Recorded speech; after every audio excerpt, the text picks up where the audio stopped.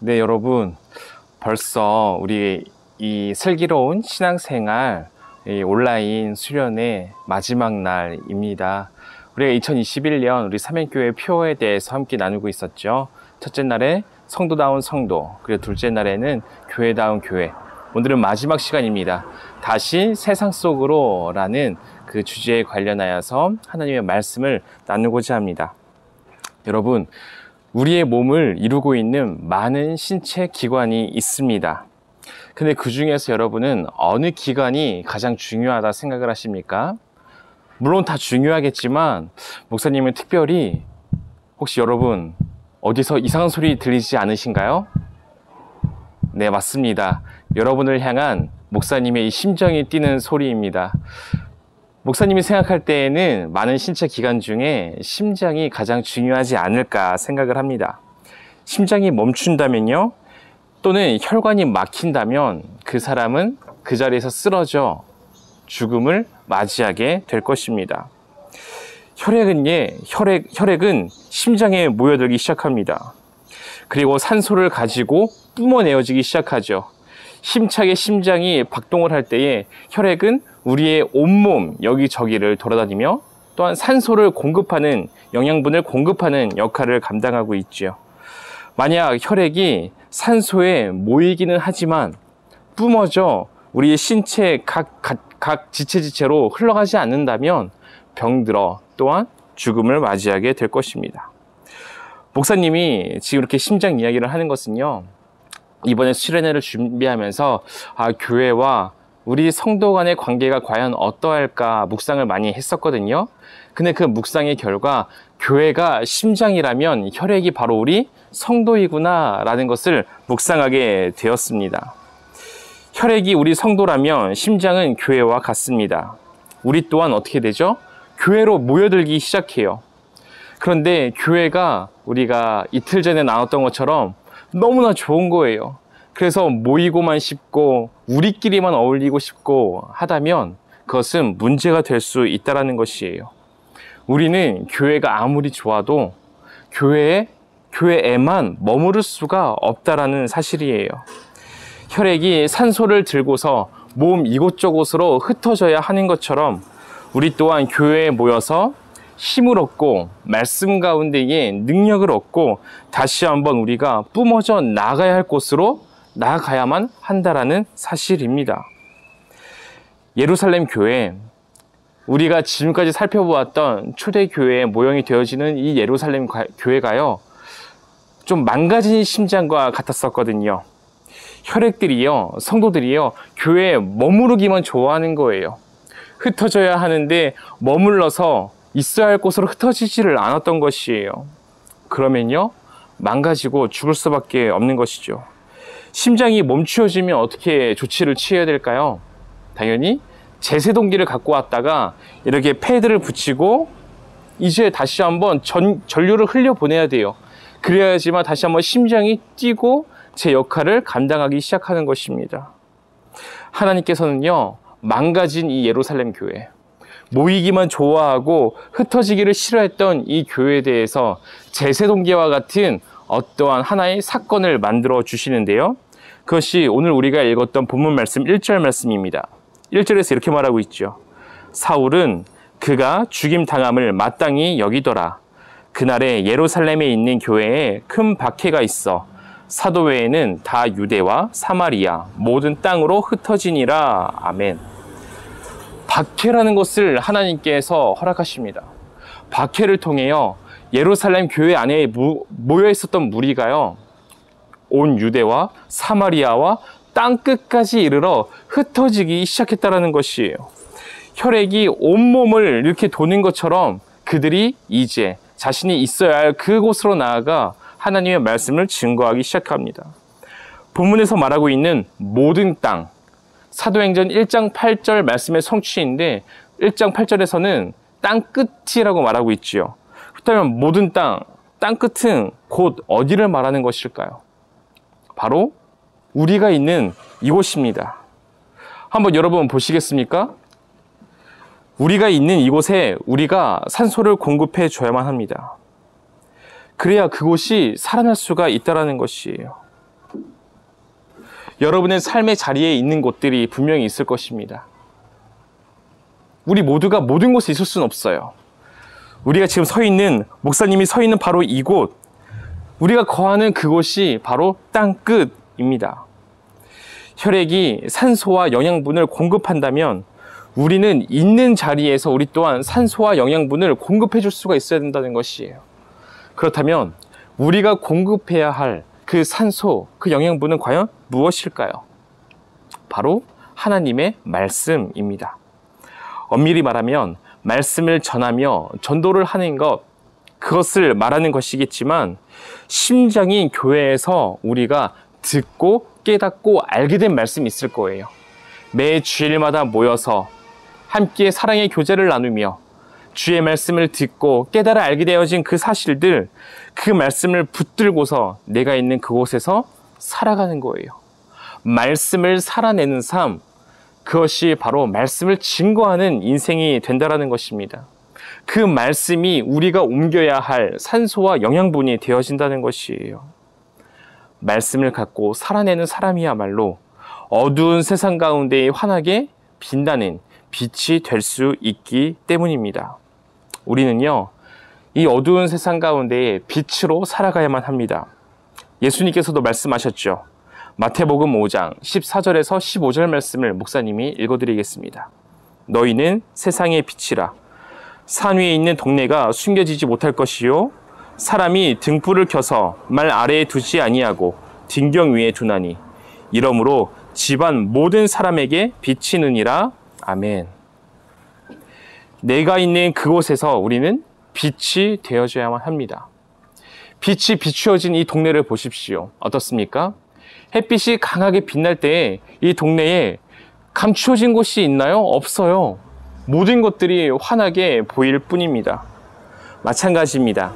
우리가 가정에서, 학교에서, 교회에서, 누군가를 만나는 장소에서 또는 지하철과 버스를 타면서 그곳에서 질서를 지켜나가는 거예요. 어른이 왔을 때에 일어나서 양보도 할 줄 아는 것이죠. 따뜻한 마음을 갖고 살아가는 것입니다. 아무도 보지 않는 곳이라 할지라도 그곳에서 우리가 빛이 되어줘야 되는 거예요. 따뜻한 빛 말입니다. 환한 빛 말입니다. 하나님은 대단하게 어떠한 넓은 것을 우리에게 말씀하고 계신 것이 아닙니다. 너를 둔 장소에 그곳에서 단지 등불의 역할을 하라 말씀하십니다. 거기에서 네가 비춰야 될 빛을 비춘다면 세상은 변화될 것이라 우리에게 말씀하고 계십니다. 그런데 우리는요, 하나님이 우리에게 맡겨주신 그 일들에 대해서 소홀할 때가 너무나 많이 있진 않습니까? 하나님, 내가 하나님을 위하여 내가 있는 이 자리에서 무엇을 하기를 원하십니까? 하나님께 묻지 않을 때가 너무나 많이 있어요. 세례 요한이요, 많은 사람들에게 이렇게 말한 적이 있거든요. 회개하라, 독사의 자식들아. 특히 바리새인들을 가리켜서 회개하라 라고 말을 많이 했어요. 많은 사람들에게 회개하라 소리를 쳤습니다. 그때에 이 회개하라라는 소리를 듣고 사람들이 어떻게 반응을 했을까요?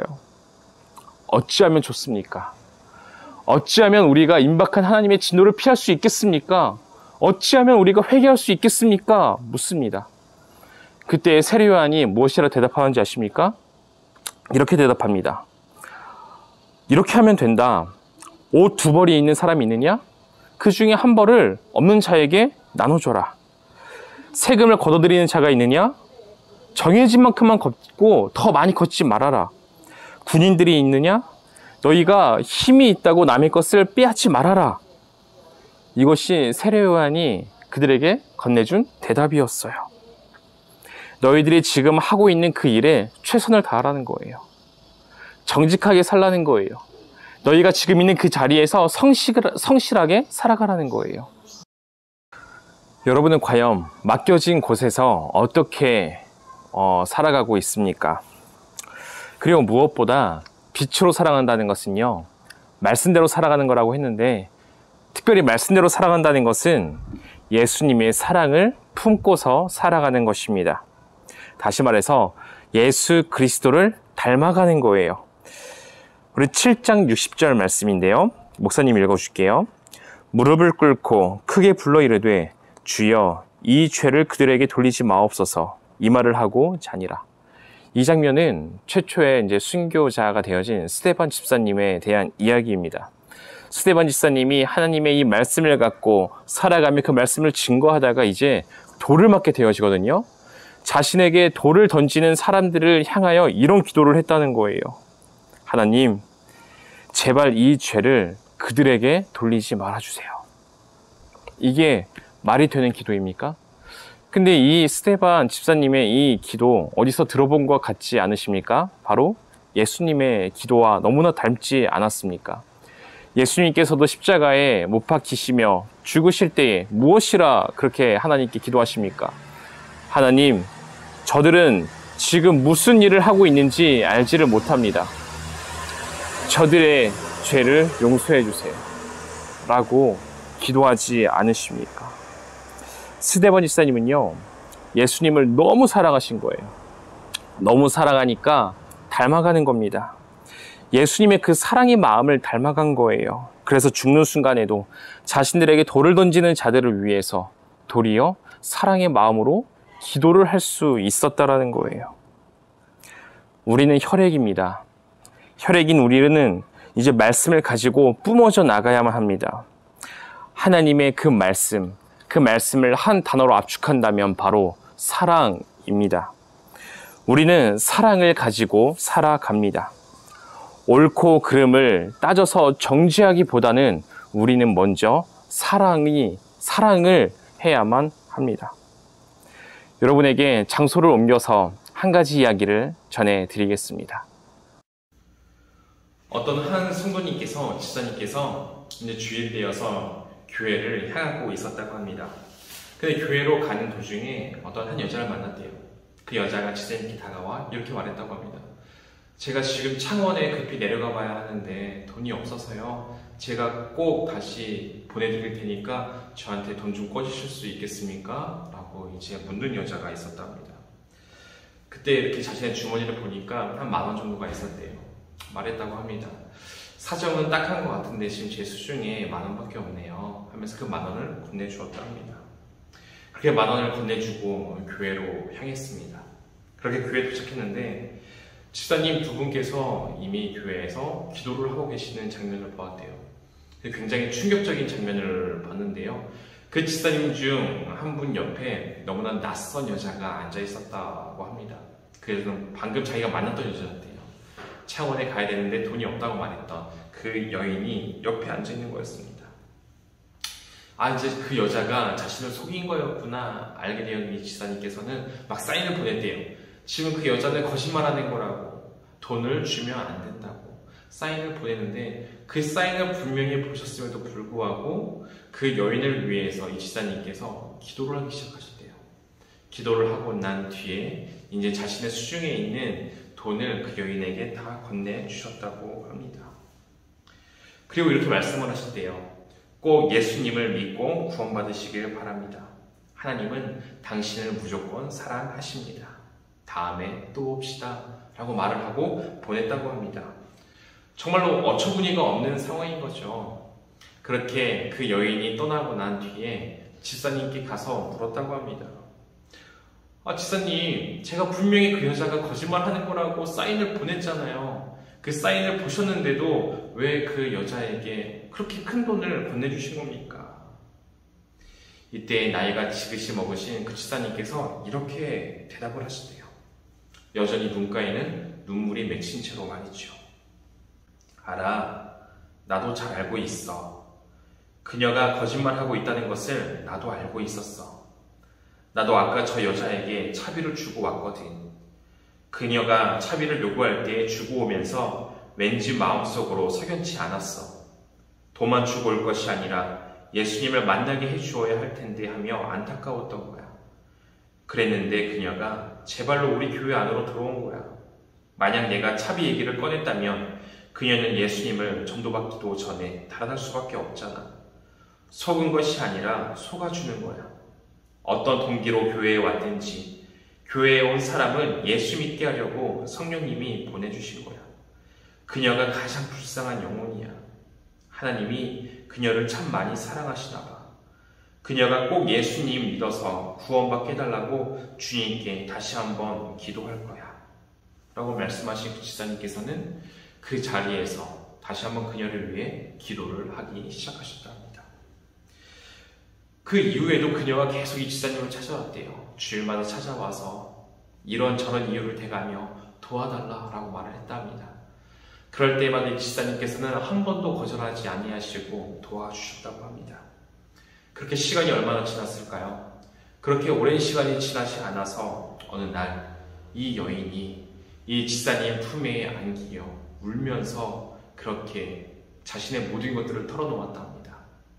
지금까지 자기가 거짓말했던 거였고 모든 것을 말하며 회개했다고 해요. 그리고 그날부로 이 교회에 등록하여 성도로서 열심히 교회를 위해 봉사하며 살아가기 시작했다고 합니다. 그리고 이후에는 신학을 공부해서 지금은 중국에서 선교 활동을 하고 계신다 합니다. 여러분, 우리는 이 방주와 같은 교회에 모여서 말씀으로 충만해집니다. 그리고 사랑의 교제 가운데에 마음의 힘을 얻고 다시 한번 살아가게 되어집니다. 우리는 이 교회가 좋다 하여 교회에 머무를 수만 있는 것은 아니죠. 우리의 삶의 자리로 우리는 다시 한번 흩어져 그 자리에서 살아가야만 합니다. 여러분이 있는 삶의 자리는 어떠한 곳입니까? 가정, 학교, 학원, 친구들과 함께 어울리는 어떠한 자리들, 버스나 지하철들. 내가 있는 그 순간 그 자리는 예수님께서 보내신 자리라는 것을 기억하며 살아가시길 바랍니다. 땅끝, 모든 땅은 내가 서 있는 바로 지금 이 순간 이 자리라는 것을 명심하시길 바랍니다. 내가 있는 그 자리에서 하나님의 말씀을 증거하며 살아갈 수 있는 우리가 될 수 있기를 바랍니다. 그리고 그 말씀의 중심은 바로 사랑입니다. 예수 그리스도의 사랑을 품고 그 사랑을 가지고 그 순간들을 살아낼 수 있는 우리 모두가 되었으면 좋겠습니다. 여러분, 우리는 바보라서 속는 게 아니에요. 다 알고 있지만 속아주는 것입니다. 그렇게 살아가는 거예요.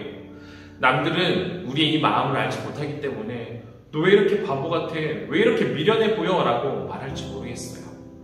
그렇지만 우리는 바보 같은 사랑을 할 수 있기를 바랍니다. 왜요? 예수님이 우리를 바보와 같이 사랑하셨기 때문이에요. 다 아시면서도 속아주시고 다 아시면서도 우리를 위해 십자가에서 죽기까지 사랑하지 않으십니까? 그 예수님의 사랑을 닮았던 이 스데반 지사님 또한 바보와 같은 사랑을 합니다. 자기에게 돌을 던지며 억울하게 자신을 죽이고 있는 자들을 위해서요, 그들을 위해서 하나님께 용서하며 그들을 위해서 기도하는 모습이 있지 않았습니까? 바보와 같지 않습니까? 근데 그 사랑이야말로 우리가 있는 자리에 예수 그리스도의 향기를 뿜어내는 것이며 그 자리에 숨기지 못할 하나님의 빛을 증거하는 일이 될 것입니다. 그 사랑이 있을 때에 우리가 있는 자리는 어두움의 세상이지만 다시 한번 우리를 통하여 그 자리는 환하게 빛나게 될 것입니다. 세상에서 그 누구도 보여줄 수 없는 오직 성도만이, 오직 그리스도인들만이 보여줄 수 있는 그 환한 빛을 비춰줄 수 있는 우리가 되기를 축원합니다.